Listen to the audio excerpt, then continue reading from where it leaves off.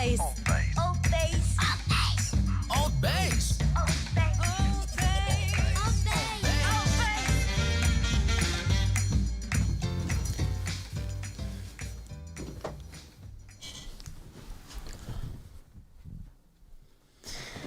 I guess we're live. What a pleasure. Thank you so much for being here with us. Peace, my brothers and sisters. ALTBAYS show is brought to you by ALTBAYS.nz. Exactly. We are sponsoring ourselves because someone has to. ALTBAYS.nz is a media company that offers video productions, digital marketing, social media management, so many cool things that we do. And we look to increase your online presence with high quality content. So get in touch. ALTBAYS show is running here in this beautiful studio in Whitianga, ALTBAYS studio. And you can run your podcast here. You can do webinars, live meetings, so many cool things. If you want to understand what we're up to, the best thing that you can do, go on the side of your screen right now. There's a QR code. You put your phone right next to it, the camera, and it will take you to altbays.nz. And the website is almost ready, but you will have access to our social media where you can email us, send us a message, and tell us what you're up to. You can watch this show live on YouTube and Twitch. And if you don't have time, you can watch it later on YouTube. And now we are on the main podcast platforms: Spotify, Apple Podcasts, Stitcher, Pandora, iHeartRadio, Amazon Music. So if you go ALTBAYS, ALTBAYS, you will find us. And yeah, let us know what you're up to. Soon you will be able to become a member or a supporter of this show. So stay tuned. It's going to be awesome. You can actually bring your brand to our show and we'll talk about what you're up to. And it's going to be our pleasure to have you as a sponsor. The cool thing about running this show is that I have the pleasure to have beautiful, good friends here with me. And tonight you're going to meet two of our co-hosts. They will take us on a journey every Monday, Wednesday, and Friday live. We're going to bring awesome people from the Magri Bay community and soon from the whole New Zealand, hopefully international people as well. You never know. You already have one here, so it won't be hard to get more. I want to introduce to you Te Paea Puha and Brett Soanes. Yeah. How are you, my friend? Good. Did you like that introduction? Yeah, that was good. Oof. It's hard. I was trying to memorize everything and then I realized, I think I need some notes under the camera, but don't tell anyone. Thanks for coming. Te Paea, tell me, how was the thing with being invited to co-host a show? I was pretty nervous at first because I was like, oh, what am I going to talk about? But meeting everybody, it's actually definitely helped. And I think it's going to be pretty interesting getting to talk to people that I'm interested in, which would be pretty cool. Cool. Yeah. Mr. Soanes, how did that come to you? Yeah, I was really excited to do something outside of my comfort zone. And I think it's talking to some people in the community about some subjects that I'm interested in, and I think other people will be interested in. It'll be pretty sweet, especially if they end up being a little bit controversial or something. Hopefully, yes. That'd be kind of cool, Get a bit of, get a bit of different ideas out there and meet some new people that I don't usually get to meet a lot of new people. So it'd be kind of cool to, maybe make some new friends even or whatever. See how it goes. Cool. If they're lucky. Yes. Yeah, you never know. We're actually not even sure what's going to happen. What I see, what I envision, it's a platform where locals can come, have a chat, express their opinions, their feelings, and share some real life stories. And we might end up having a good laugh. We might cry. You never know what's going to come. But I think if we keep the respect at the forefront and let people give their opinions about subjects, we can always bounce back, and we don't have to agree with what they say. I think that's the beauty. Yeah, but it's always interesting, seeing people's point of views and seeing how people think about things. Yes. Are you a good listener, Te Paea? I'm trying to be a good listener. What about you, Mister? Am I a good listener? Yeah. Oh, when I'm not talking, I am. I'm good at listening to like podcasts and stuff, you know. Great. No, I try to be, I suppose, but yeah. Nice. Where did you grow up, Te Paea? I grew up here, so we moved from Tauranga I think about 13 or 14 years ago. So I basically went to school here and then basically still live here. But I am planning to move in July to Auckland, which would be cool. So meet new people, do new things, which would be fun because it's hard living in a small town for so long because then you just get, there's not a lot of, there are opportunities here, but when you want to grow and do a little bit more and see things, then you kind of get like stuck in a box, I feel like. Mm-hmm. But I've been enjoying like the kickboxing and jiu-jitsu side of things, which has helped me to like, I want to get out of here and like I want to expand, and I think that moving to Auckland will definitely help with that. Right. We're going to go back to that. Yeah. Hold that thought. You'll want to come back eventually. Yeah. Yeah. Where did you grow up, my man? I grew up in Raglan. Yeah, so pretty much similar to this, but just smaller scale. Yeah. But yeah, moved here 5 years ago, and yeah, I've been enjoying it. It's a good town, you know, good people. Do you surf? Yeah, but that's everyone's first question. Yeah, well, I because haven't everyone from Raglan, you're like, oh, they done. Oh, yeah, surf. surf, yeah. No, I don't. I did as a teenager, Yeah. but I sucked at it. So Yeah, I tried surfing and I was like, yeah, I'm cool. And then I couldn't even stand up on the board. Yeah. I was like, nah, it's not Can you for say me. you really did something though if you weren't any good at it? You know, probably not. Probably about Well, the I same. tried surfing and that's all that matters. Yeah. Yeah. That's it. It's like I've played the guitar too, you know. Yes. Yeah. You I went carried through the that guitar phase. with you, right? But I never actually really played anything. Yeah. But I noticed that, like a lot of people who say, "Oh, I'm going out for a surf," man. Like sometimes they don't even stand on the board, but like they're there. I think that's the. I think it's more big- mentally for them that like being in the water probably helps them instead of the actual being good at surfing. Yes. Right. Because some people do things and they're not necessarily good at it, but they just do it for like the whatever it gives them mentally. And you gotta try, right? Yeah. You gotta practice. Like some people sing and they suck, but they they keep doing singing. it. I'm like, go you. Are you talking about me? No, I haven't heard you sing yet. So So guys, stay You won't tuned. either. Stay tuned. Very soon, we're gonna start a new show with Brad singing. It's gonna be like 3 hours of his classics, his favorite. Why not? or just some ASMR. We'll just eat chips. Yeah, I'm joking because Brad said that the only thing that he doesn't want to do is singing. So Or rapping. or rapping. However, you're a big hip hop fan. Yeah. Yes. Who's not though, right? Well, I don't know. Some If people you're- are not. If you're not, you're living in the past. Did you watch the Super Bowl, like the halftime show? I did. That's Did actually you the like- only part of the Super Bowl. Yeah, I watched. didn't watch the rest of it. Did you like the show?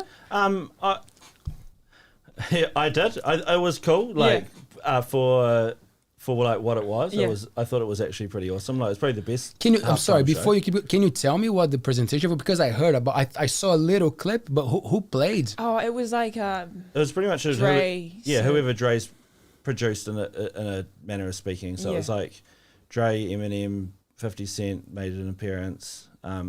Kendrick Lamar. and And Anderson Missy Jack Elliott. was on the Mary drum. J. Blige. Yeah, Dre. Yeah. Yeah. Though I'm not Just even kidding. sure if he produced any. I don't know. Maybe he did. Maybe he didn't. The chat might tell you.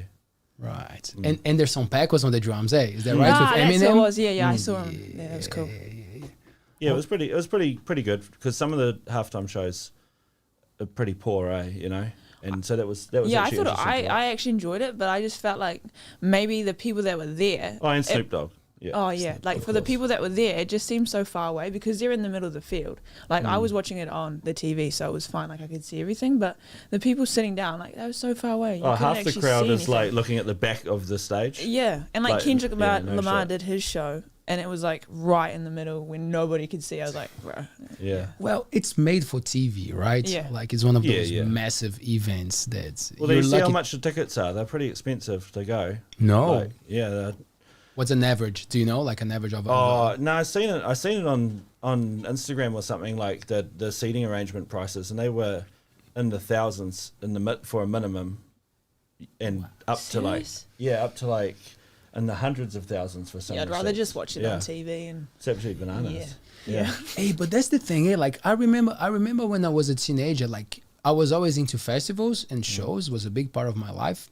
And I remember that I was a teenager and I was doing some work. I was working with my parents, and I always had some spare money to buy tickets, and then suddenly they started to get so expensive. And nowadays it's just ridiculous to go to a stupid, festival. Hey, it's like Yeah. how and then how you do gotta the young pay for people? parking and stuff. That's Yeah. expensive. Or even just one band going to see them nowadays, unless you're going to see some like grassroots punk band or something like that, like they're so pricey, like 120, 160, $200 for just sort of like bands that are like cool. And you go for like some big bands come through, and like Pink Floyd or something stupid like that, and it's like $600, $1,000. Yeah, and then they don't even play for that long. They play for like an hour, and then everyone else is playing for like the actual like 3 hours of the show. And they sell tickets to the VIP people. They sell tickets for the ones who have the whatever cell phone provider, service provider it is, and then it's for the other people that like it takes a while for the ordinary people to get even access to the tickets. Hey, True. When I don't know you guys, like how old are you, Te Paea? 19. 19. And you, my man, gotta say it. Sorry. Do I have to say it? Oh no, but why not? I'm 33. I don't know. We're not that far, are we? I'm 37. 37. So Yeah. I I'm the remember, oldest person here. which is great. Someone has to take control of this thing, man. Oh, Thank you. that's Taylor. Good. Thanks. The boss is there. He's just watching. So I remember like going to the queue to buy tickets. It was an adventure. Like, of course, Brazil is huge, so maybe it's not the same as New Zealand, but like we would take the day, my friends and I, just to go to buy tickets. We would get like very early For like a concert? for a concert. Oh, yeah, I've never done that. I just buy them online. online, different experience. But like, did you get some of that in New Zealand? Like wanting to go to a big gig and waiting in the line just to get the tickets? When I first started going, you could still do that.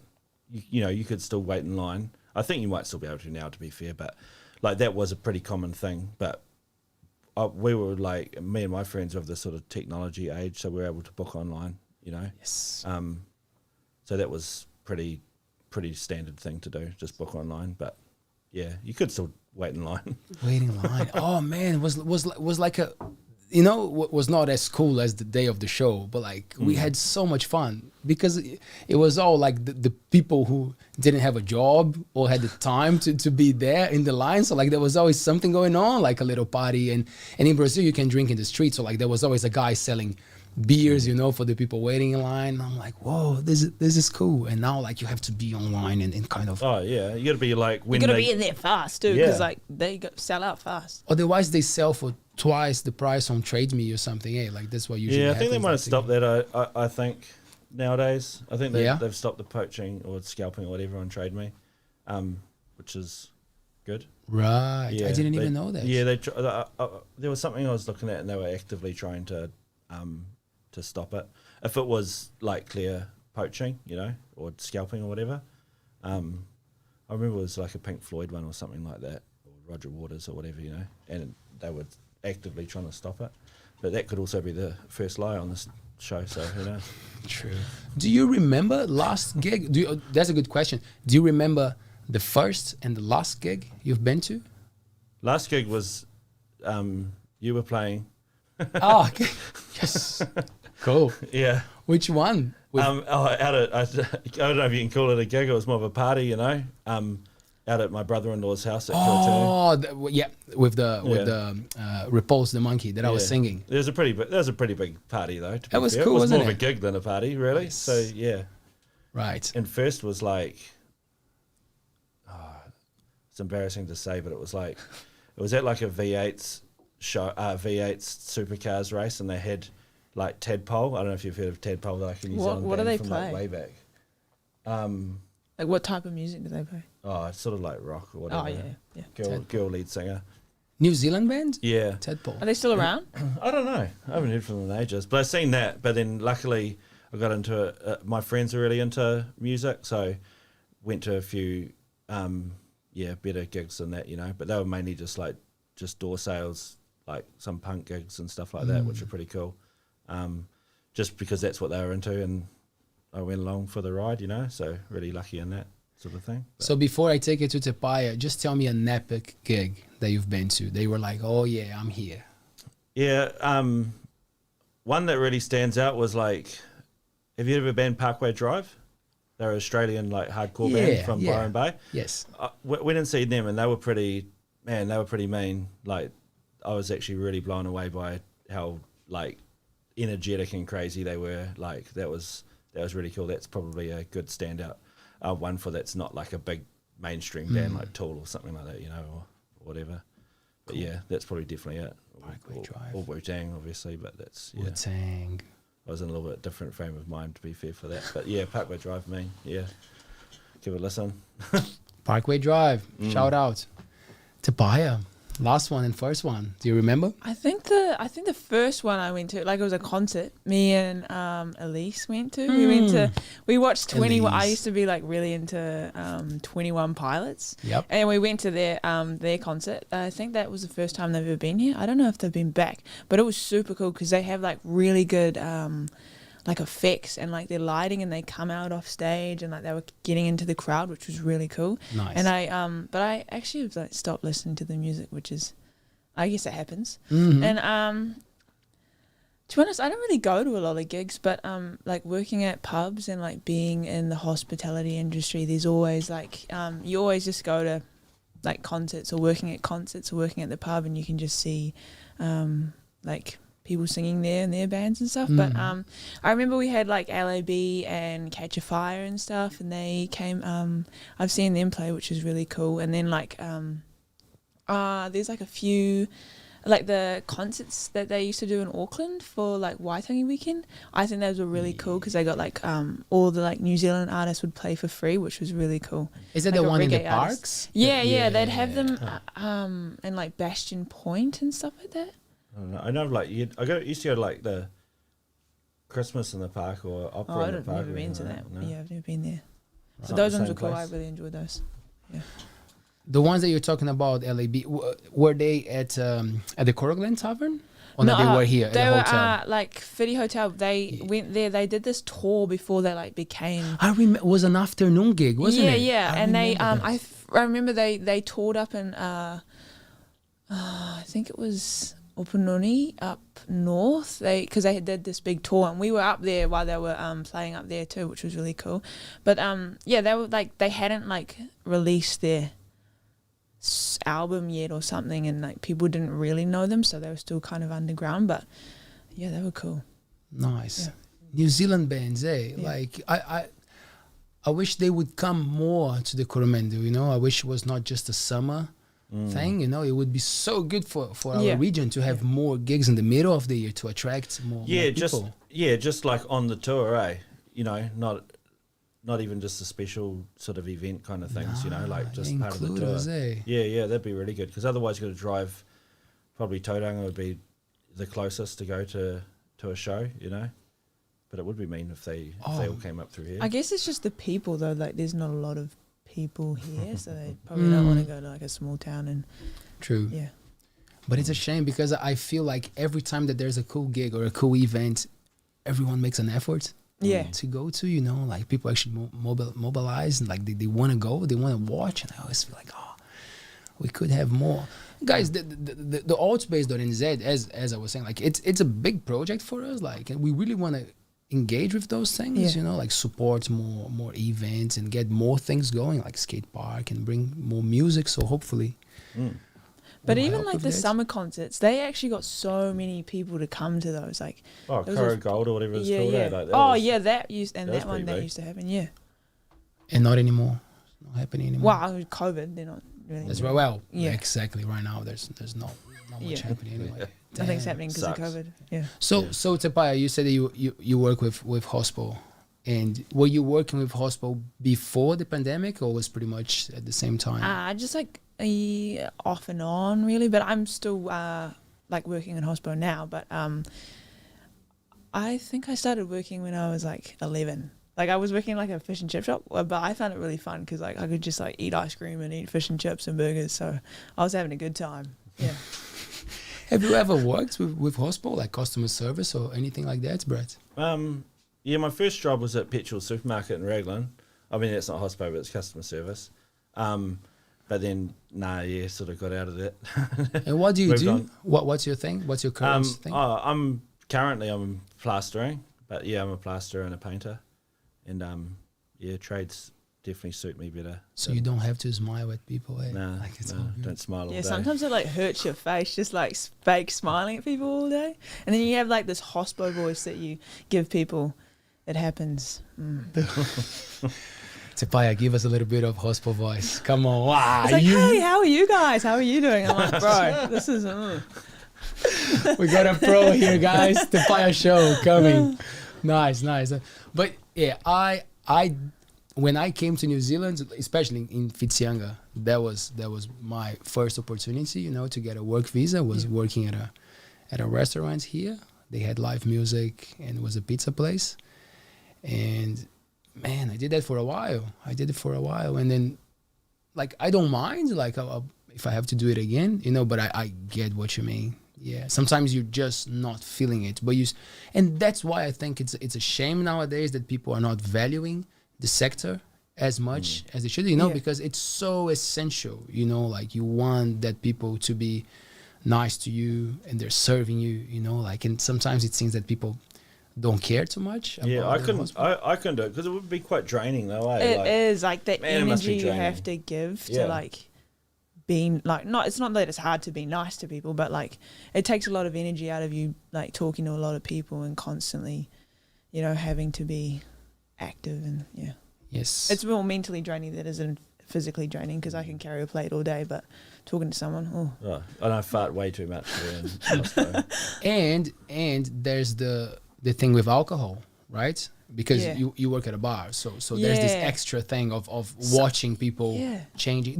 Do you have that? Because I have a story about that, but I wanna listen to your take on it. Like, do you even bother that? Like seeing how people change as they drink and they come for the second, third. How is that? So some people like when they drink, when they start off they're super nice, but then they just become like dicks more when they drink. But I think most people lighten up when they drink, which is cool.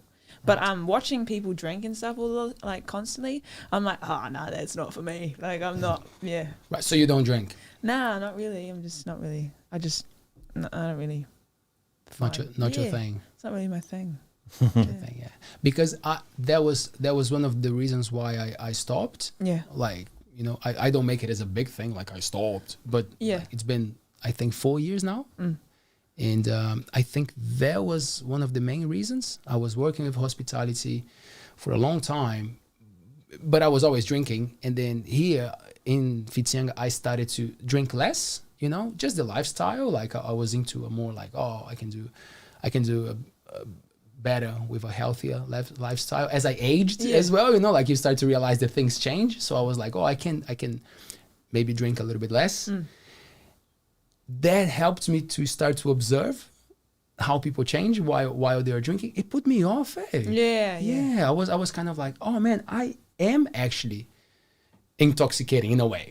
Like you are contributing to something there to change, and that really, kind of played with my mind, and it was just like a natural fade out, let's say, of drinking less, and got to a point that I'm like, I think also when like, I don't know if this is true, but when some people drink alcohol, they live for the weekend. Like they'll work, and then like in the weekend it's just like party, and then it's back to work. Unless they drink every day, right? Yeah. Then they live for the 5 p.m. Yeah. What's your thing with alcohol, Brett? Yeah, well, I don't drink either. This isn't a AA meeting though. In case anyone's watching, it might seem that way. Taylor is taking notes. Yeah, he's just taking notes. No, I don't drink either. I'm 9 months sober now. But I did the opposite to you. I came here and drank more and more and more until I stopped drinking instead of going the other direction, But that's been quite the. No, I wouldn't say it's an adventure, but it's a journey. Quite the journey, but a super positive one for me anyway. Yeah, it's been probably one of the harder things I've had to do because I used to drink so much. But yeah, it's good now. Don't even really think about it, you know, till you bring it up. Cool. No, I'm only joking. Get the whiskey. I honestly, man, like, I actually want to say thank you because we had a chat you're before, welcome. and you know, because I know about your mission, and we asked Brett before if you would be comfortable. We talk about those things, and you were like, yeah, that might actually help with the process. So I think your insights and what you're going through, it's going to help a lot with the guests that we're going to bring. You know, like there's, as I said at the beginning, there's going to be people from so many different backgrounds.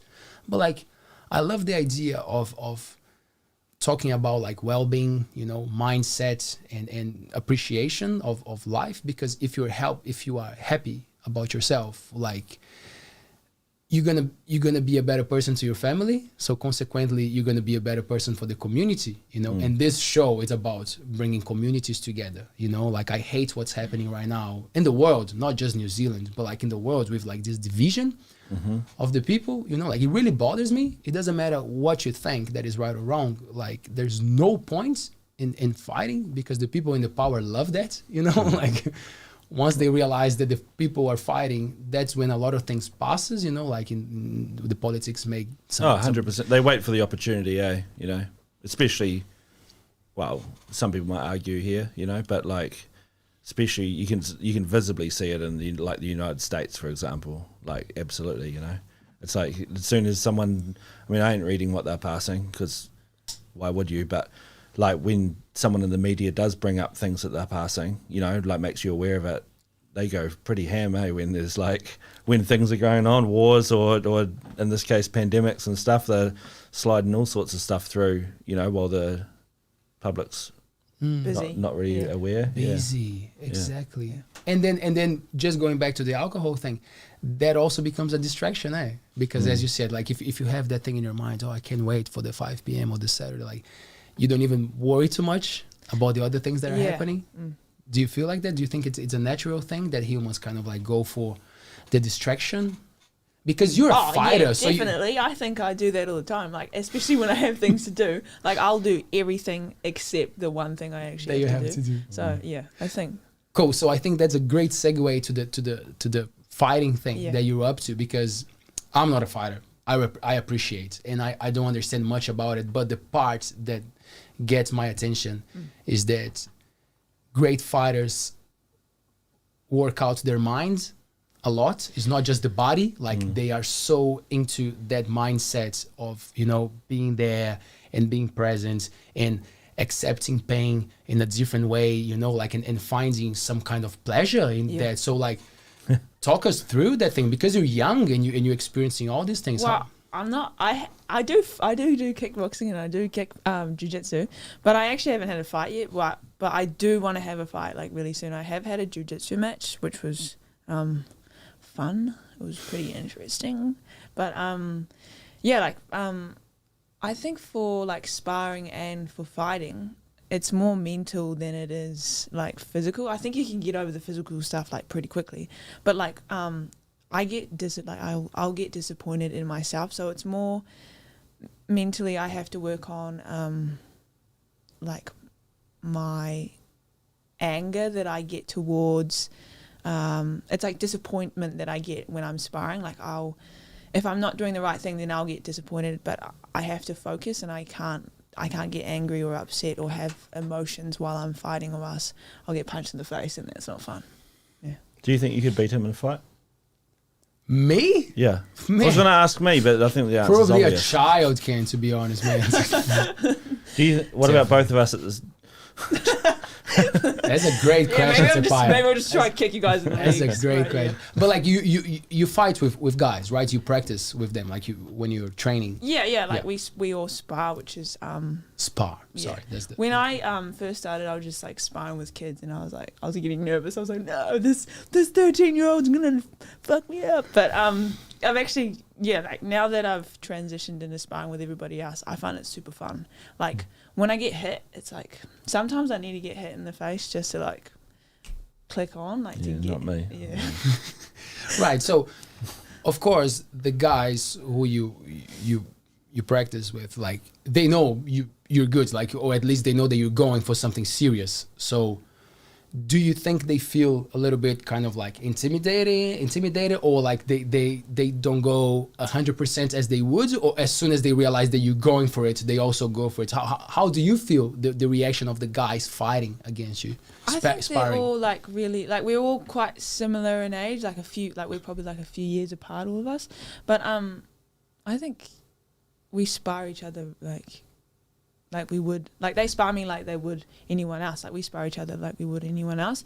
If they pick up, I'll pick up, and if he like, if I pick up, then they'll like reach my level, and we'll just keep going up. But normally we just sit at a good pace, and we're not trying to like knock each other out. But we do hit each other hard sometimes, which is fun. Yeah. Like sometimes they'll hit me, and I'm like, oh, good job, and then I'll hit them, and they're like, oh, good job, but then we'll keep trying to hit each other. So, yeah. Do you practice anything, or have you had any experience with martial arts? No, I haven't. But I so am. She can definitely kick our ass, man, for sure. Yeah, well, I'm not even a fast runner, eh?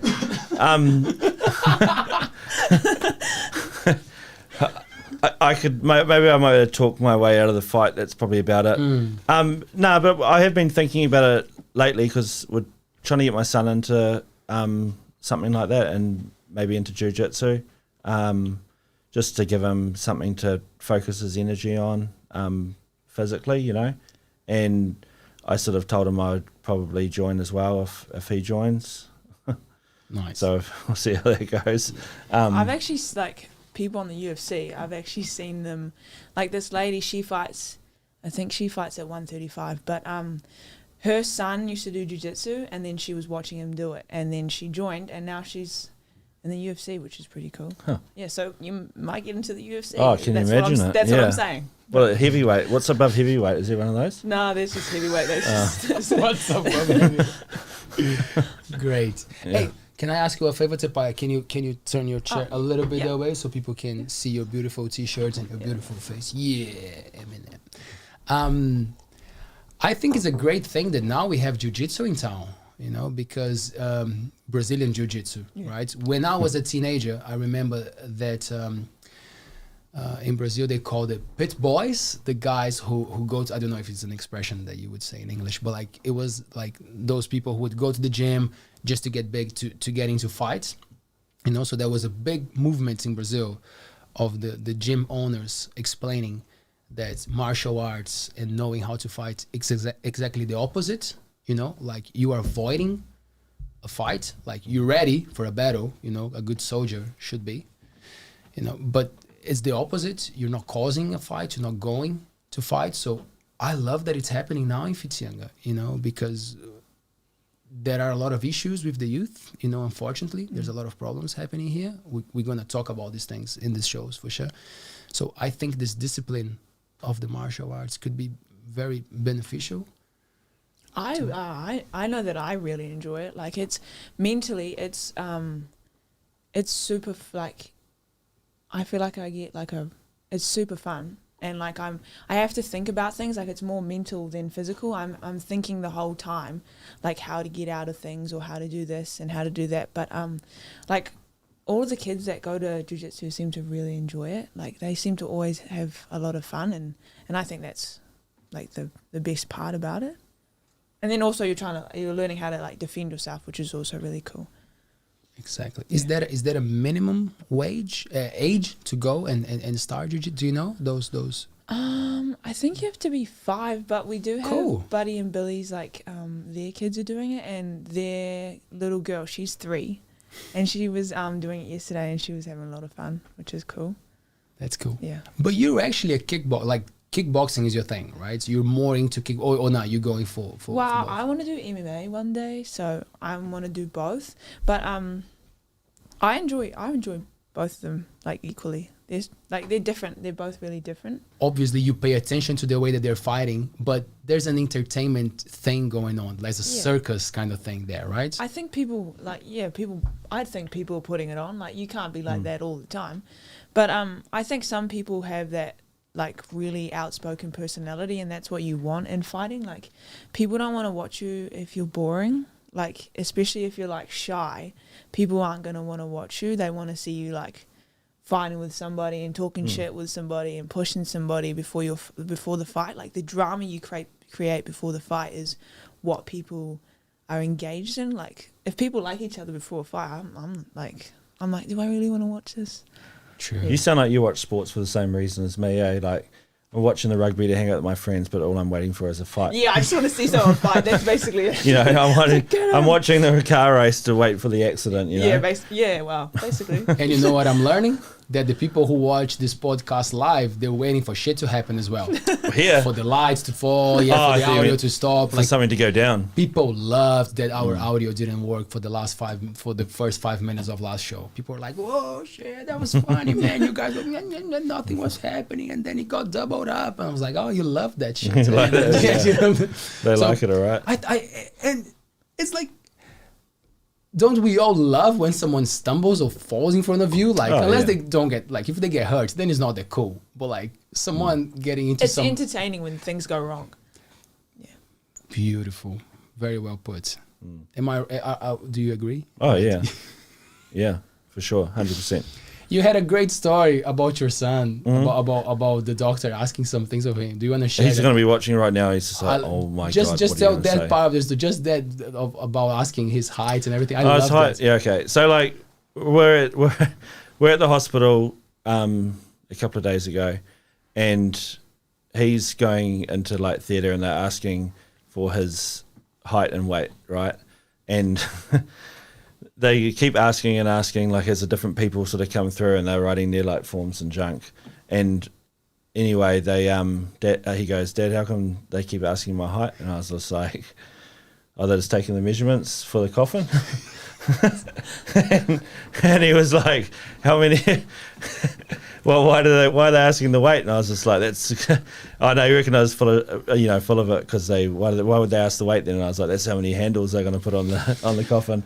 And he was telling us he reckoned it was going to be like that meme where they've got the coffin on his shoulders and they're like dancing, you know. And yeah, I thought it was pretty hard case. Oh, I love it. Yeah, We gotta laugh about ourselves first, eh? Otherwise, it doesn't work.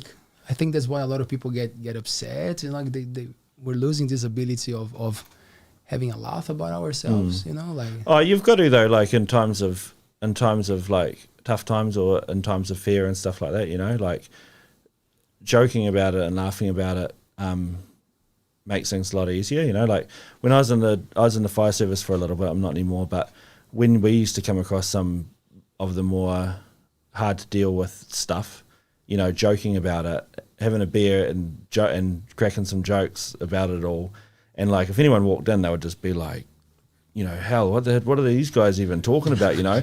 How could they laugh about that? Yeah, but you'd go home at night and that would be like a part of almost the therapy, you know, was making that sort of dark humour, you know? I think that's a Kiwi thing as well, though. Like, people just like kind of, well, not brush it off, but they tell jokes to like get over their, you know, what they're going through in life. I think it's easier to tell people how you feel through a joke than it is to have like a heart-to-heart conversation. I definitely find it harder to like sit down and tell people how I feel. That's true. No, I think you did right, because sometimes I make jokes and they'll be like, some people who are more onto it will be like, "You trying to tell me something?" And I'm like, no, it's all right, you know. Yeah. But no, for sure, like, yeah.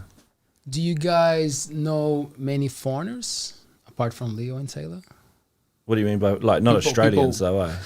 Do they count as foreign? I'm not sure. What's a foreigner though?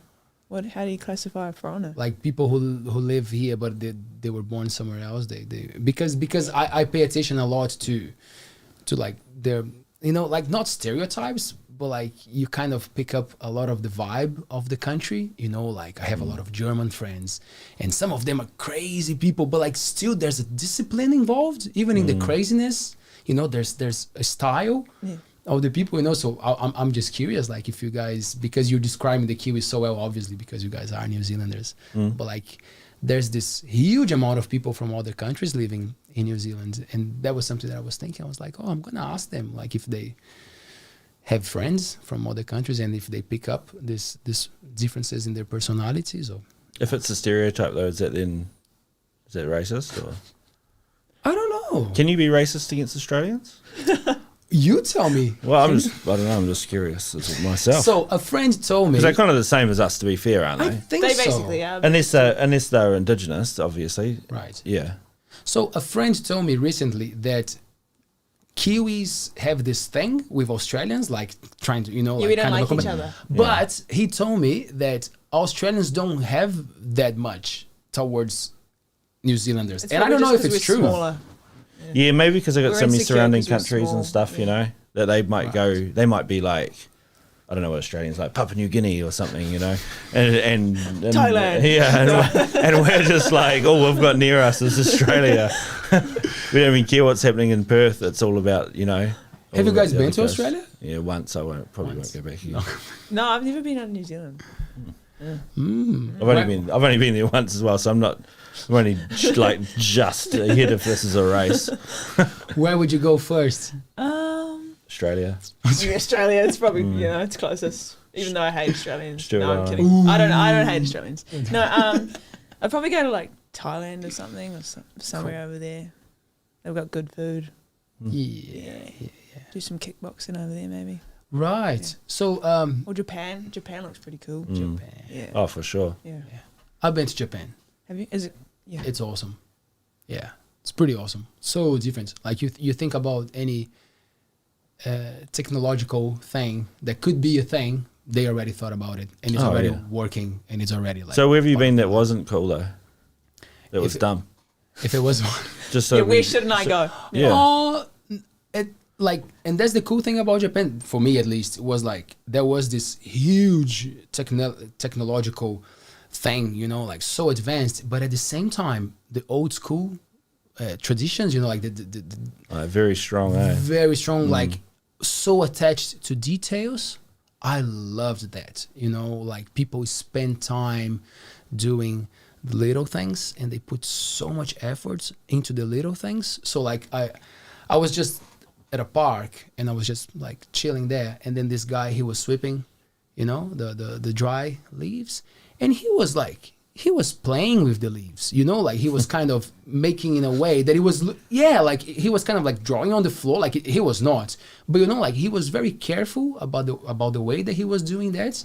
And even to serve food, like it's so beautiful how they have all these little small plates. Yeah, I and like the way they bowls. like do their food. Like, So it's super cool. beautiful. Yeah. Yeah. So that's what was very inspiring for me. Like it's a fast pace because they work a lot, but when it's time to stop and do something, they go for the detail, and I loved that. It was inspiring. That's their MO though, eh? Like that's what like Japan and Germany, for example, have got. And I've never been to either of those countries, obviously, but just the products that come out of them, and like the art, or especially products like the engineering that goes into, like, from both those countries, and the culture behind it. Like Japan has got so much amazing stuff in the way of like art, food, engineering, like all of it's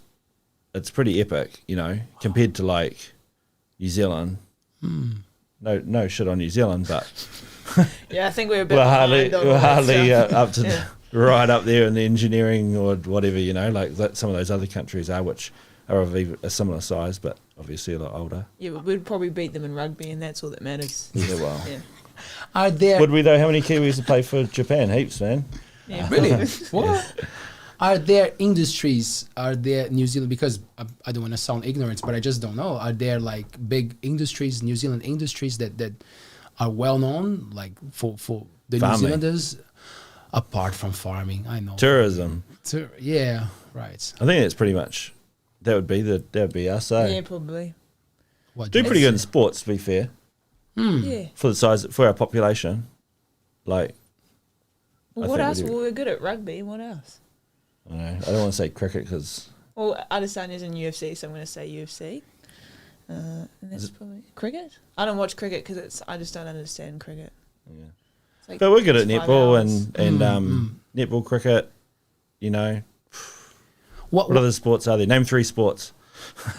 you know what? That is funny. Like you guys are saying in such a natural way, but for me, when I came to New Zealand, I was so surprised with the variety of sports, you know, like even at the school where I work, like the kids get to do and get to practice so many different sports. And in Brazil, it's a shame because it's all about football. You know, like it really drives the country. So it's very upsetting. Like if you are all the kids dream to be a football player because they get paid well, you know, they get the fame. But like all the other sports, like they don't get paid properly, you know, like there's no incentive, there's no sponsorship. Like there is, but it's nothing compared to football. And then you come to New Zealand, like a developed country where the kids know all the sports, you know, and it's so amazing. Like it sounds silly, but you only know what you know. I had no clue that netball was a sport. Netball, when I watched, I was like, whoa, is that right? Is that a thing? Where was netball made? Wasn't it made here? Or? Really? Know. I don't know. Well, I don't know any other countries that play netball besides from New Zealand and Australia. Right. Yeah. That was surprising for me. I was like, whoa. And cricket. I think it's a tad bigger than that. Oh, okay. Yeah. I don't watch netball though, so No, neither do I. you don't come for me for that. But I was surprised that it was like there was a real thing happening, you know, it was like amazing. And cricket, there was another one. Like cricket in Brazil, it's a street game. So like the kids play like We do that here too. They would play backyard cricket and stuff, you know. but you guys have the league and it's very professional, you know, like there's a whole thing involved. But like for me coming here, I was like, whoa, they're playing, we call taco. Whoa, they're playing taco in the TV. Like it's very professional. And like, it goes they're for 5 making money. days. Yeah. Oh man, tell me about Don't it. get eh? me started. Yeah. So my Fabian, dad's watching this will be very disappointed. Fabian, one of our co-hosts, he's a big cricket fan. Oh, that's right. I already brought that up with him, haven't I? So yeah, so when we bring some cricket players, he's definitely the one Yeah. sitting here to talk to Don't him. bring me unless you want someone to shit on them. Well, you never know if the guy's not a very nice player, so I'll bring you. I'll remember that. So what did you used to? Because when did you get involved with martial arts? Like, did you used to practice any other sports? Did you used to play anything else when you were in school? Yeah, I played basketball, but I was pretty average at basketball. But I think I always wanted to, like, I knew I always wanted to do fighting, but I just didn't know when I was going to pick it up, I guess. But I've only been doing it for about like a year and a half, but super fun. Yeah. And you got the discipline, which is cool. Yeah. Yes. What about you, man? I have no discipline. Is that what you wanted to Did you know? play chess? Oh, There's a lot of discipline involved there. I have actually picked up chess recently. Sports-wise, you mean? Yeah. Yeah. Oh, no, I used to play basketball. Not at school, but back when I was raised quite religious, and we used to play, like, you know, on Sundays and stuff like that, and I really got into basketball, but never played it, like, properly competitively or anything like that. Now I suck at it, but unfortunately you got to keep up with it, otherwise you lose it. But I played some golf too, stuff like that. Right. Poker, that's a sport. Played a lot of poker. I think it counts. Yeah. Is it a sport? I think it Yeah, counts. well, chess, poker, yeah, Oh, chess is sport. yeah. True. Yeah, I'm not unco, but I'm definitely not coordinated. You know, like Right. I do all right, but Yeah. just I'd never seem to be able to really excel at any one thing in those sorts of domains. But it's probably the discipline part. You know, most definitely. Yeah. You said something about like when you were a religious person, like did they used to have a thing of like sports with the children? What was the connection with the church and the sports? Oh no! Well, when we were growing up, there was a brother there, George, and he had heaps of kids. So like he was always into playing like rugby and basketball and stuff, and so he would be like Sunday afternoon or something, you got to take all the kids out to you know, entertain them, otherwise they'd drive you crazy, I'm guessing. So he would quite often be like, all right, well, I'm taking all the kids down, because he had like 7 or something, and he would just be like, you guys want to come? And I lived really close to the school, so I used to go down there and a few of the other fellas, and we'd just jam some sports down there. So that was actually really good. Otherwise, I probably wouldn't have had a huge involvement in any sports, just because I wasn't really into it, you know, especially at school. because everyone seemed to be really good at school. Right.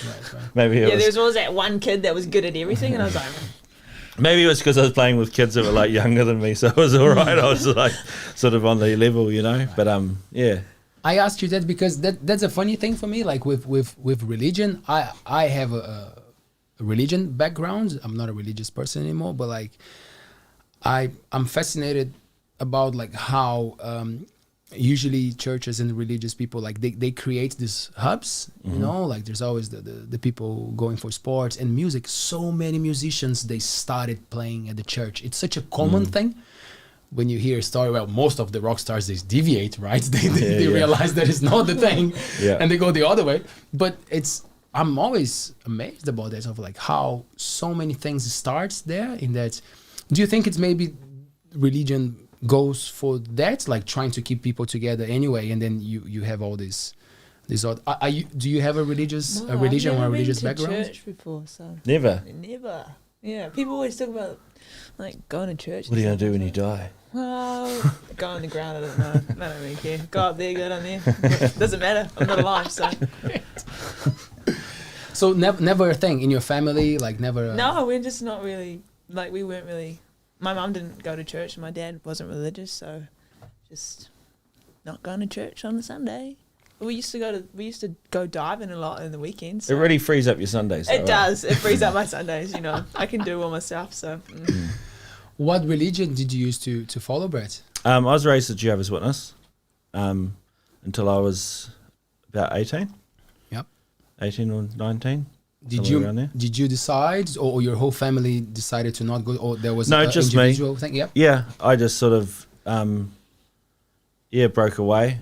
I enjoyed being one, and I was really quite dedicated to it as well. And I eventually started hanging out with sort of my more non-religious friends, and sort of slowly just went that direction, and then once I sort of left, and I went like real like hardcore that direction, like at a great rapid rate of knots, Right. which has some of its own stories, but yeah, just sort of drifted away. It's maybe it's harder being in a small, like Raglan's quite a small community, so if you sort of start to fall out a little bit, it's like there's not many people to sort of bounce off, perhaps. I'm not sure. I haven't really given it a huge amount of thought.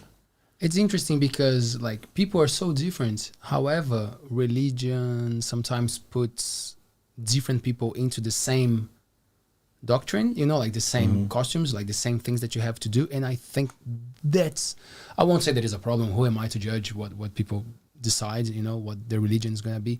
But I think that can ruin some experiences, because for some people it's great to not being able to drink because of their religion, or not being able to party on whatever day of the week because of their religion.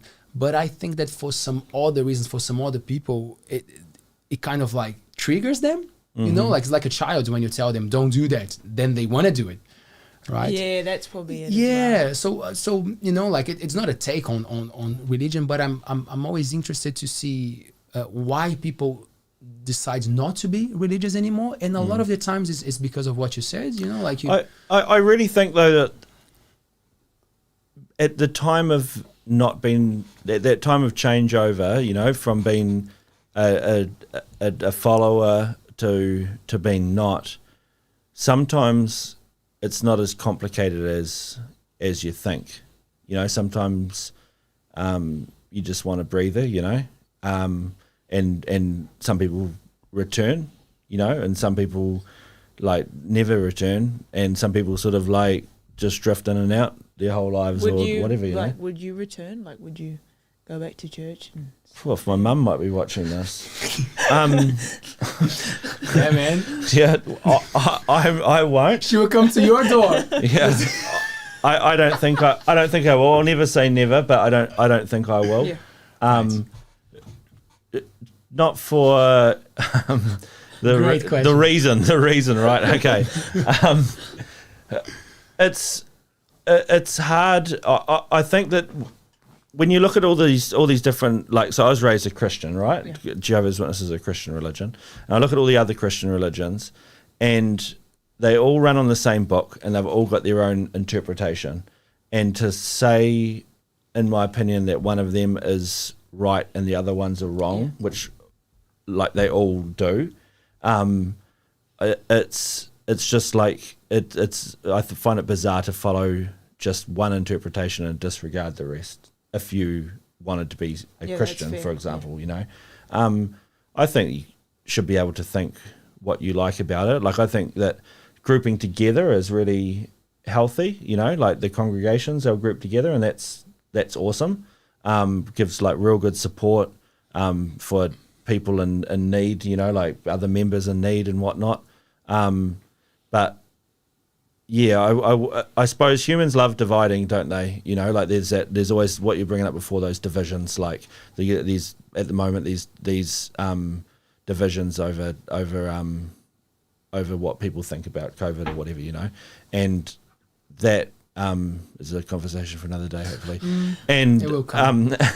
but like the religion's the same thing. There's these divisions, you know, and like you've got the big major ones, like the Abrahamic ones, like the Jews and the, you know, Islam, Muslims, and whatever, the Christians, you know, and they all sort of are so similar but so separated, and then you get down a little bit further to like the Christian ones, and they all sort of are so similar but so divided, and it's like, do you need all that division? I don't know.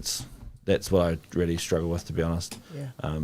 Because I know nothing about like religion, and then when I like look into it, it's really like I find it really confusing. I don't know how people understand this, because like there's one group of people saying this thing, and then the other group of people saying this, and then they're all kind of contradicting each other. So it's hard to understand sometimes. And at the end of the day, the main value of pretty much all of them, it's love and compassion towards your neighbors, right? And the people next to you. So it's interesting how there's always a clash there of interest. It seems that like it doesn't follow what the well, they all the crazy thing is that with those three major ones, Judaism, Islam, and Christianity, they're all the same God, you know, like they're all Abrahamic religions, and they all worship the same God. And it's like, so that's sort of a real bizarre mental twist on stuff, you know. But yeah, oh well. Right.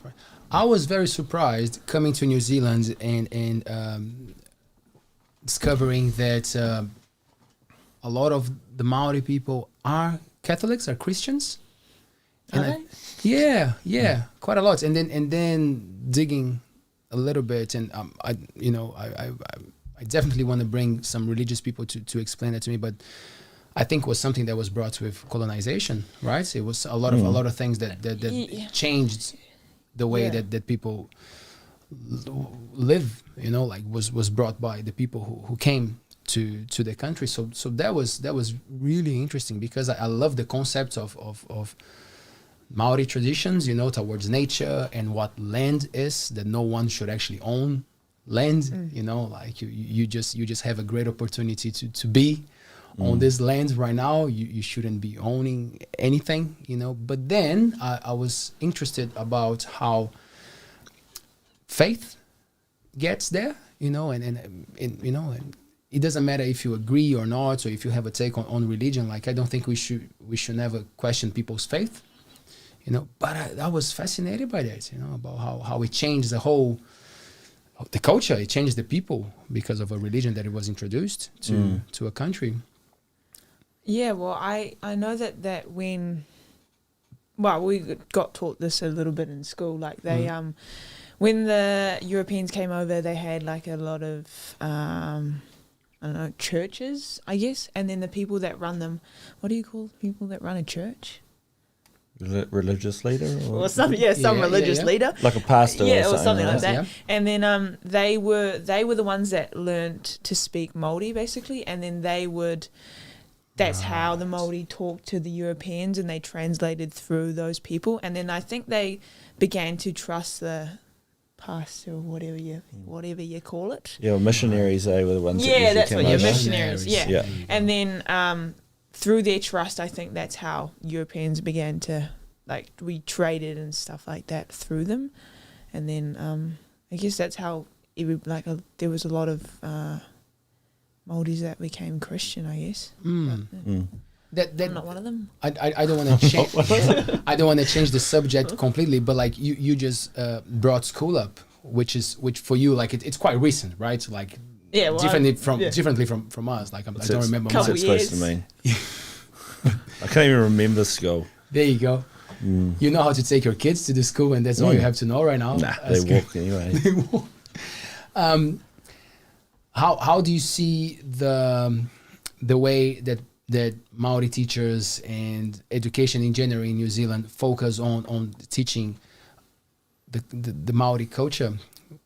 Because you were very involved. I remember you at school and you were doing your singing. I remember you like reading your thing and memorizing. Like you were so focused on that, on the language.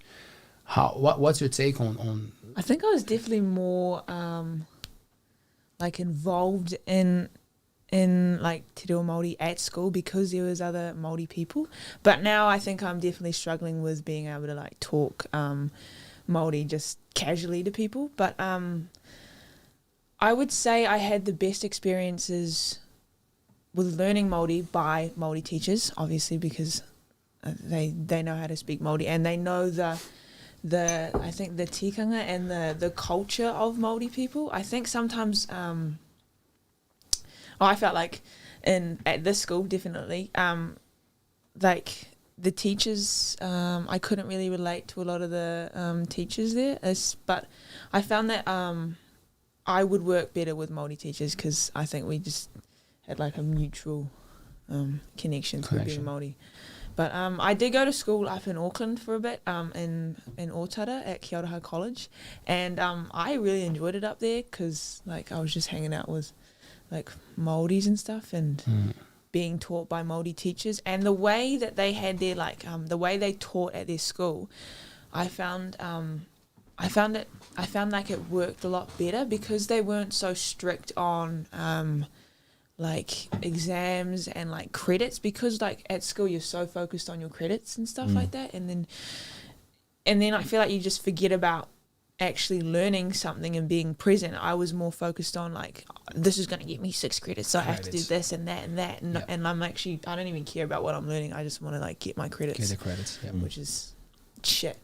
Like I go to school to like, if you think about it, people are going to school to learn, but then I've got so much pressure on me just to like get the right amount of credits that I don't even care what I'm learning or what I'm saying. I just want to get my stuff done, and then and then I can learn, which is sad.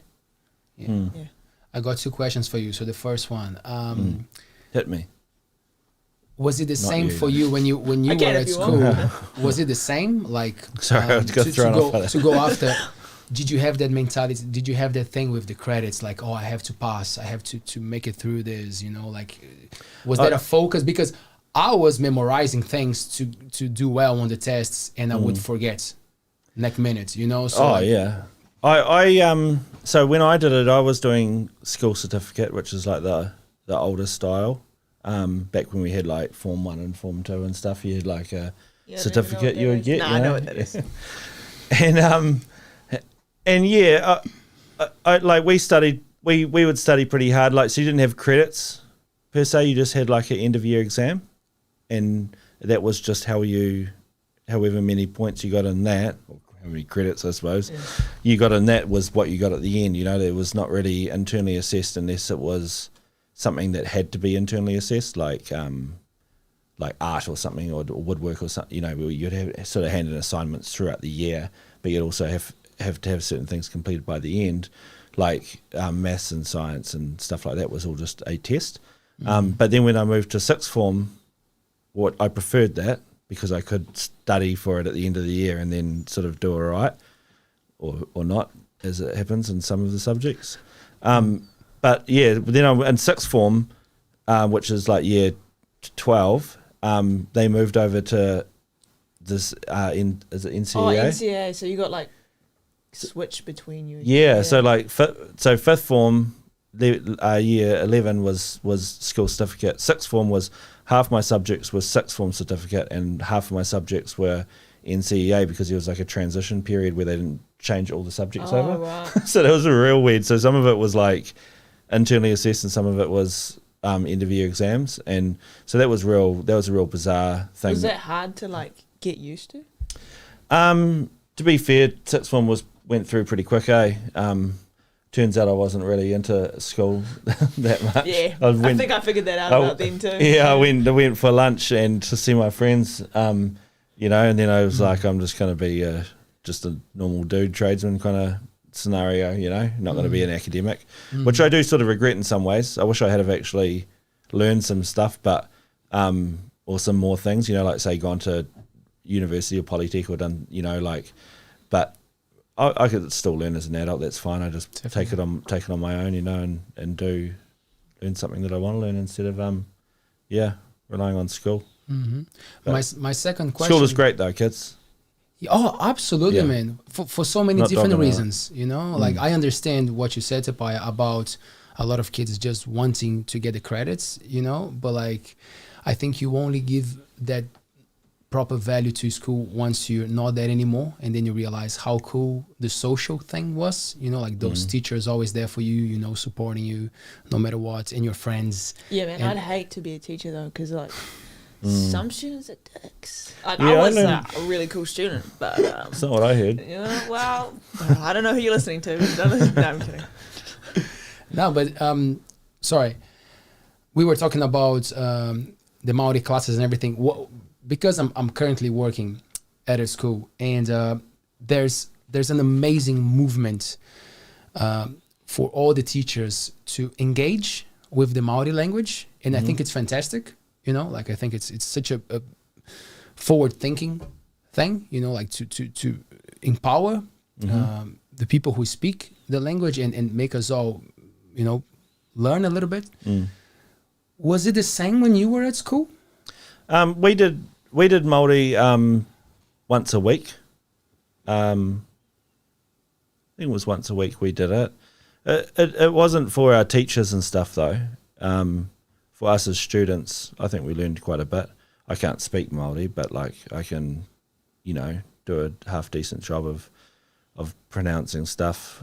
I hope anyway, and that sort of thing. But for the teachers, it definitely wasn't like that. But I agree with you. I think it's great. Like I think it's absolutely great. Like that's the original like language of this country, you know, and to lose it because of ignorance is ridiculous. So if you had asked me this question when I was 20, I would have been like, whatever, just get rid of it. No one's even speaking it, you know. But then as I've gotten older, I've realised how stupid that is, you know. Like it needs to be, in my opinion, even more prioritised than they are right now, you know. Like just because it's a shame to lose something so big. I'm not that it's going to be lost, you know, but like it's a shame to not even know some of these things when you've got to be able to speak the language to a degree to even just pronounce place names and other people's names, and just out of respect to try and even say someone's name properly without just coming across as an ignorant fool, you know. So I think it's awesome, and it's a part of our history in this country, you know. I'm 1/32 Māori, by the way. Do you feel, Te Paea, do you feel like young Maori kids feel empowered when they listen to Maori on TV and it's a thing? Like, I love that idea, that concept of like empowering, you know, minorities. It's such a big thing for me. And how is your journey? How did you experience that thing? Yeah, I think having more like Māori content in the media definitely helps people. Like seeing a Māori person on the news that's inspiring, or seeing a Māori person playing something or doing something on TV, it helps to inspire younger people, I think. Because if you're only surrounded by like a whitewashed culture, then like I think it's hard for like younger people to envision themselves in that position. Because but I think it's really cool that everyone's trying to learn a little bit more and stuff. But I would like for me, I can't really speak Māori too much. I can understand it and I can say place names and people's names, but I just feel like sometimes I am like a lot more disconnected than I would like to be, because looking at other Māori people and talking to other Māori people that are starting their journey, I guess you could call it, it's inspiring, but then it's also I find it a little bit sad because I'm not in that position and I haven't like embraced my culture, and I can't speak Māori and all this stuff, but it's also it's also a good place to start, and I would like to reconnect, I guess. You are on the journey, which is the coolest thing, you know, like I understand that sometimes it feels like a bit like, oh, I could be doing more, but like, you know, give yourself some value on that, because you are going for it, you know. Like in Brazil at the moment, we have people in power who are trying to make that beautiful culture, the indigenous, the tribal people, like disappear, you know. And there's nothing more upsetting than that, you know, because regardless of what you think, if it's good or not to speak the language, the real people, the tribal people, they connect with nature. And if nature is gone, we're gone, right? So that's always my take on the thing. When people say, oh, what's the thing with Maori? I'm like, man, it's the people who are connected to the land. You know, like it doesn't matter what happened, but like you gotta respect that a lot of knowledge is getting lost because of prejudice. You know, I think like a lot of indigenous cultures, or like we all share the same struggles, especially like people, Aboriginals in Australia and Native Americans in America, obviously. Where else would they be? Like we all share the same struggles, like our problems with suicide and obesity and our health, like our health studies and stuff like that. Like we all, like we're struggling with all that, and then our what is it? Like our housing and things like that is really bad, and then our mental health is also super bad as well, which is, I think that comes from like the disconnect, because I think because I don't know my language, it's also hard for me to connect to my culture, which I feel like a little bit I find it hard to like truly know myself, I guess, and I think other Māoris and other indigenous people feel that way. I think, I think with the Europeans coming to New Zealand, I'm looking at it now as you're saying this, because I don't have this conversation very often. That like it's sort of like kids nowadays with cell phones, right? They've been given something that makes everything so easy, but it's also not so great for you. You know, like to spend so much time like on a cell phone or a tablet or whatever. And I think that when the colonizers, you know, when us Europeans showed up, the Paea, and they're like, oh, here's all this stuff like that's gonna like improve your lives, you know, and then they go, like Māori go, oh, that's cool, all the stuff is pretty cool, and then you lose what you had, you know, like that connection to the earth, you know. That's sort of what I look at it like, and they've sort of gone, well, here it is, and we're gonna set this all up for you, and you can live like this, you know, instead of like that. And then all of a sudden, it's become like a big, I'm gonna say bad words anyway, you know, like it's not good. And yeah, that's all I've got to say about that. Yeah, like because I think people look at like indigenous cultures as like savages, like the way they live, they're like, oh, Pocahontas, great movie. Like I think because people live in the land and with the land, they're like, oh, why would you want to do that? Like, we can give you a tractor. We'll give you a tractor. You don't have to do it. And then you get diabetes because you're not because you're eating all this bad food and you're not walking around. See, that's the thing. You're sitting watching TV. Yeah, that's the cell phone with the kids. That's the same thing. It's like, oh, we'll put a, you know, like you go to all the poorer towns in New Zealand and they've all got fast food and stuff like that, you know. And it's just all part of the scam, you know, like to just make the big corporations their money, I suppose, and it's really harming. It's really harming the, you know, local communities, you know, for the indigenous people, the Māori. Isn't it interesting though how sometimes you have to go full circle? Like, so we had to see all the advance with technology to realize that the sustainable way is the best one, but you still get a lot from the technology, you know. So like that is the same thing with the phone for me. Like a lot of people give shit to the technology and social media. I'm like, it's a tool, right? You can use it in beautiful ways, you know, like you can broadcast a cool chat, and we're going to bring amazing people here to help us with that, you know, like to guide us through beautiful ways to engage, you know. So I appreciate when we use all this technology and all these cool new things, but to boast, to empower whatever was happening in the past, you know, like, because that's what I see, the connection with nature. Well, we don't want to be caveman again, you know, like we don't want to go back there and be threatened by an animal all the time, you know, like, so it's nice to be powerful, like to be a human and to kind of like take control of what's happening, but like without destroying it, right? So well, people love that connection, don't they, though, to the earth, and like that's why I think you see a lot of things that are becoming really popular nowadays are like brewing your own beer, or brewing, you're making your own spirits, or making your own kombucha, or your sauerkraut, or like all the fermentation things, cheese and yogurts, and you know, like making like things from scratch, cooking with fire, you know, like cooking over charcoal, things like people smoking and things like that. People really love it, you know, because it takes you back instead of just going, I'm just going to go to the shop and get that. You know what I mean? Like, the air fryer. And it's easy, you just go to the shop and get it. But there's a huge satisfaction in doing something yourself. And I think that there's from that, all that time that we've spent through history, it's like in our DNA, you know, where we had to do everything ourselves. And now we're actually, for the first time ever, semi-recently, you know, over the last few hundred years, where we've had things do it for us, you know, in the way of tractors and whatever, if it's farming, you know, and computers and robots and junk, you know.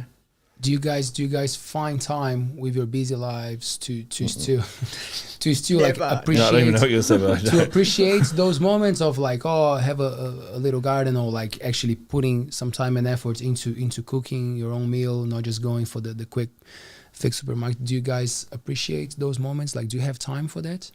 Yeah, I really enjoy cooking my own food. Like, most of the time when I go out, it's actually like I'm like disappointed by the food. I'm like, this is a waste of money. But I'd rather cook my own food. Like, I find it therapeutic, and then it tastes good. So yeah, I like eating my food. So yeah, good on you. Yeah, Brett. Yeah, I enjoy cooking as well, but I don't have the time so much anymore.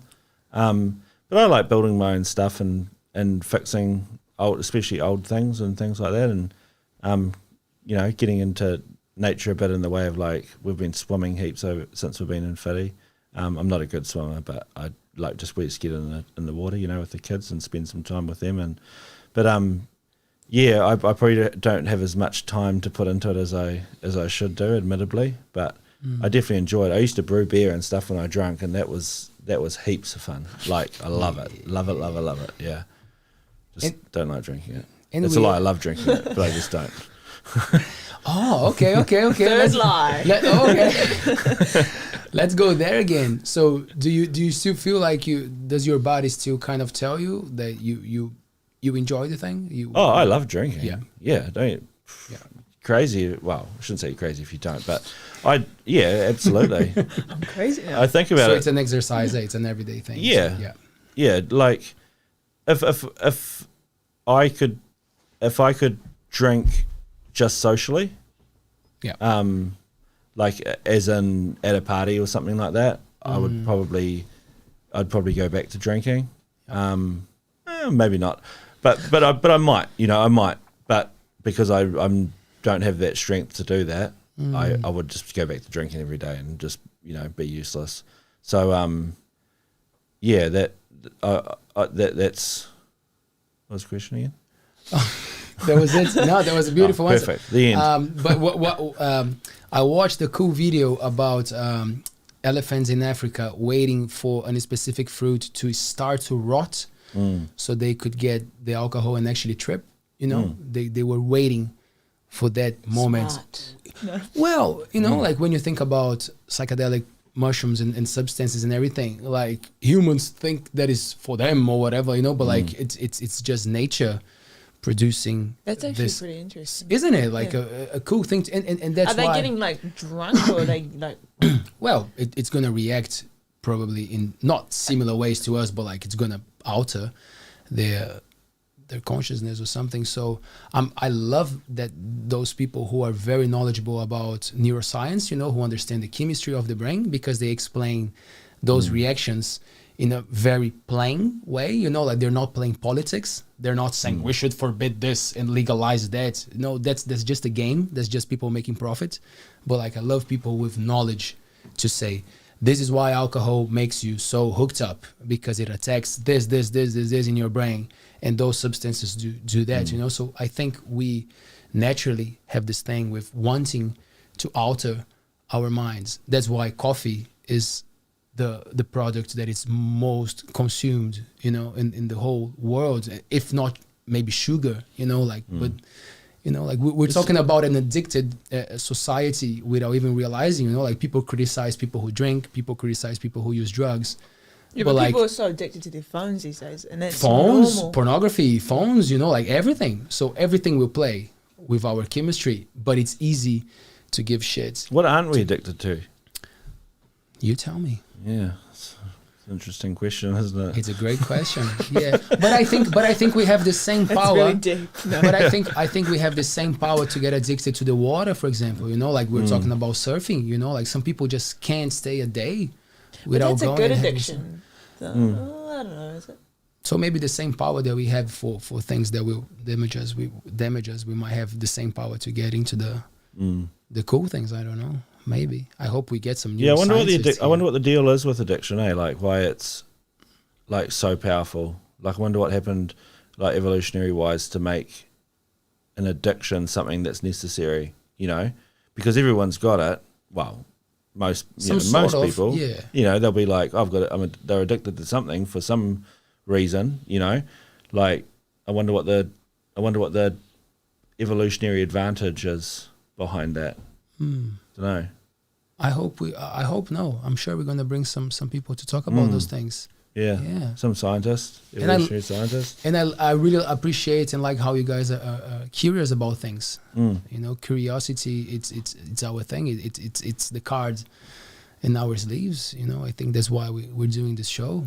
So if you have ideas, we're gonna talk about those things. Let's bring interesting people to ask those questions. Yeah, I think scientists and stuff. I enjoy science. You know, that'd be great to get, you know, some scientists on board. That'd be that'd make some real interesting talks. You know, real So- scientists, right? Yeah, Not the yeah. ones that are doing.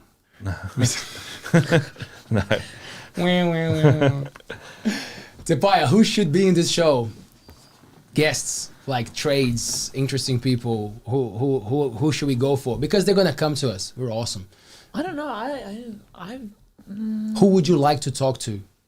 Like it doesn't have to be a name, but like what kind of I reckon like a chef or something maybe, Great. or like a nutritionist, because Cool. I would like to study nutrition, and I think it's something that people need to learn a little bit more Yeah. about, because I think people sometimes people eat things and they're not actually conscious about what that thing is doing to them, and then and I think it will help a lot of people, because I know, well, the obesity rates in New Zealand is really high, and we're like the What's third. that supposed to mean? Wow, we're probably not eating properly. No, I'm kidding. cool? But Okay. yeah, I'd probably like someone like a nutritionist would be really cool. Cool. Yeah. Cool.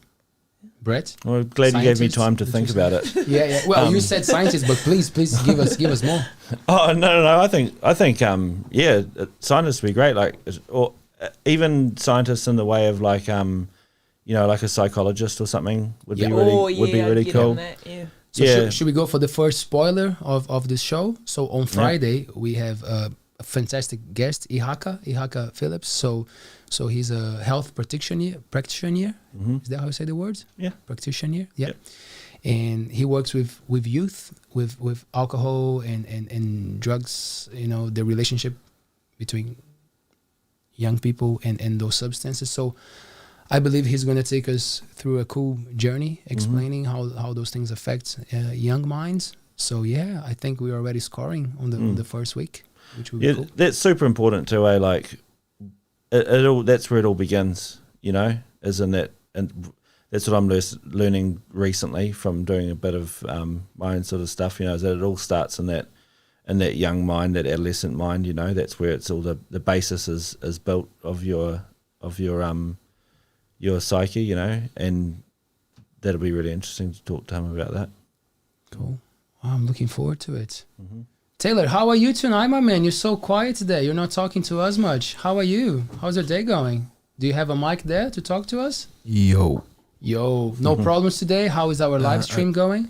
Well, the live stream is going pretty well. I don't like to talk because last time I listened to my own voice and I was sounding like a 3-year-old kid trying to speak in English. And it's like something that you cannot realize when you're speaking, like inside my head, I'm talking like George Clooney or something like that. Yeah. But yeah, anyway, it's going pretty well. We just had a problem with the sounds. Again, or that one before? No, it was just stopped to stream the sound, and then I just unplugged the cable, put it back, and it came back. Yeah, turn it off and on again. Cool. Yeah, we're doing well. There's a lot of people watching, so fantastic. We have 1 hour and a half now, so it's up to you if you guys want to go a little bit longer. We're gonna wrap it up, but thank you so much for giving us some feedback about the live stream. It's our second one, so for the people watching us, thank you so much. For the people listening to this. When it's not live, listening to it while working or cooking a meal for your wife or having a drink with the girls, thank you. We're on Spotify. We're everywhere now. We're on Spotify. That's good. Yeah. Eat it, Joe Rogan. There you go, man. Eat that. We're not even getting kicked off. Not yet. Is he actually getting kicked off? No, I don't think so. I don't think so. But that other guy left. Who was it? Like Roach? Neil Young. Neil Young.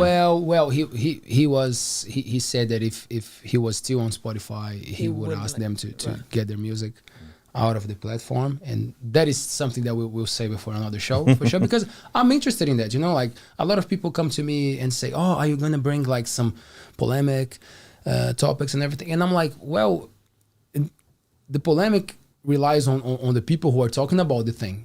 Like we should be able to talk about anything. It's just your take on things. Like if you're being respectful, if you're not praising any separation of people or anything, I think there's space to talk about subjects. We just want to ask questions, and that's our role. So that's why these first 2 shows, I made sure to bring you guys and Fabian and Christine, so our friends, our viewers get to know you guys, and then they can collaborate. They can ask us questions and ask us to bring some interesting people. But I think the main reason here we're doing this so we can learn things, like create some compassion and empathy, which we're lacking of.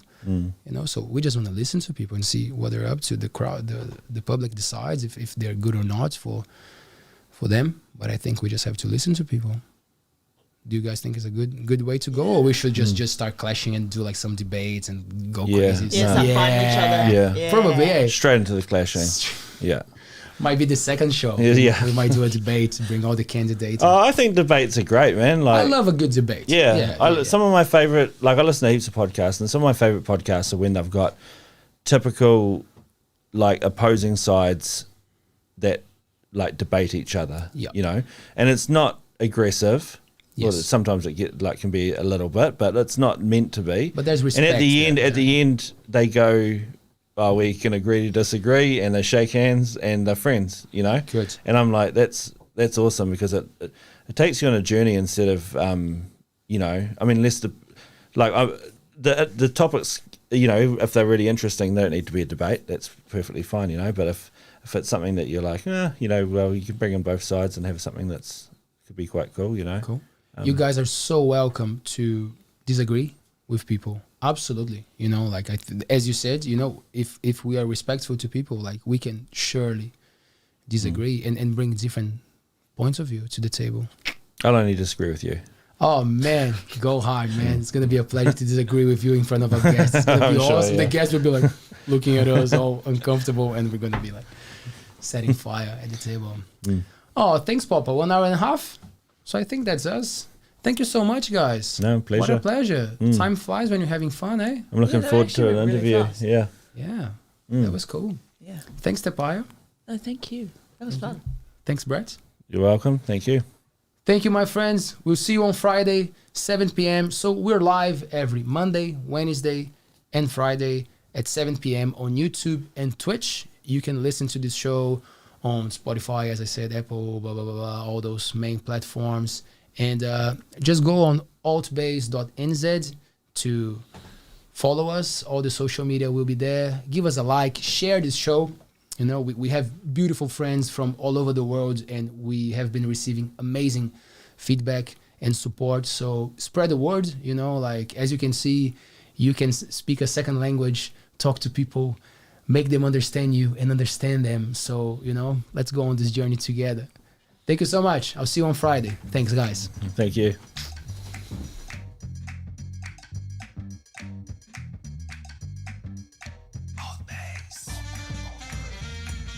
ALTBAYS.